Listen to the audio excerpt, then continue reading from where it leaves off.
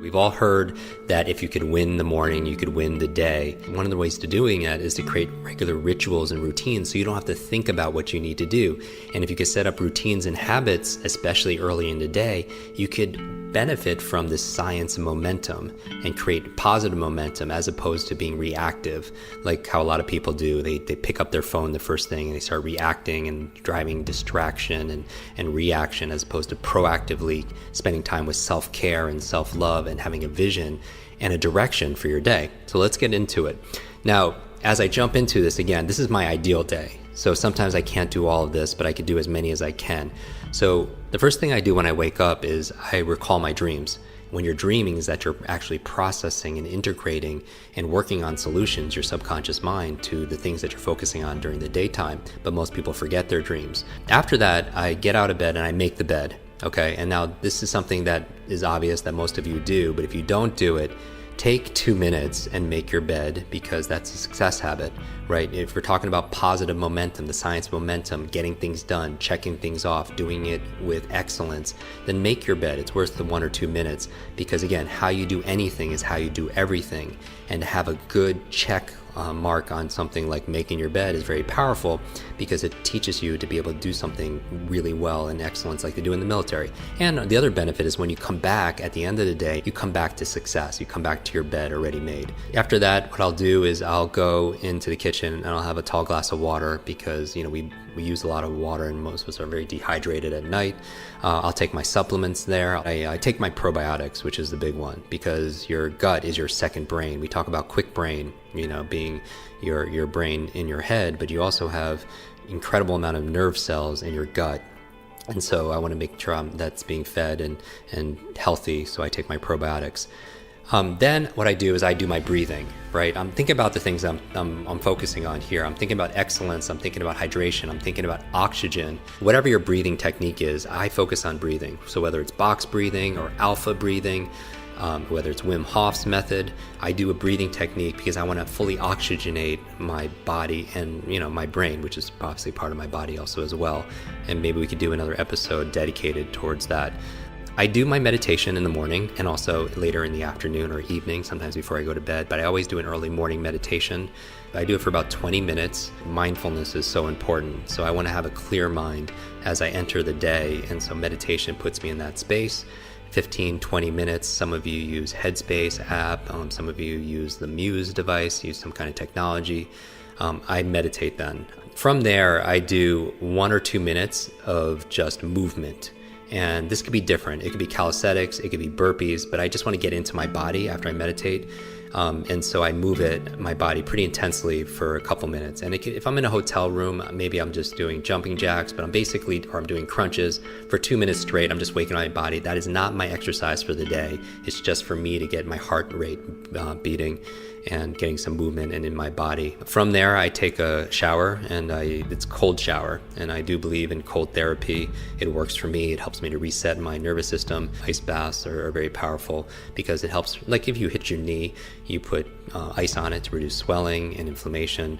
Cold therapy is a very powerful way of resetting your nervous system and reducing inflammation. So I take a cold shower. When I get out, I go through my normal routine, right, of shaving and brush my teeth, all that good stuff. Then I make a tea, and my favorite tea is like a brain tea. It's a combination of gotu kola, ginkgo, lion's mane, some MCT oil, and some other gems. As I go through it, I sip my tea, and that's where I write my journal. And I'm a big believer in journaling. I've been doing it since I've been in college, and I feel like some of the most amazing thinkers of our time and in history, they journal and they keep diaries. I mean, you think about Edison, Einstein, Da Vinci. I mean, their journals are priceless, right?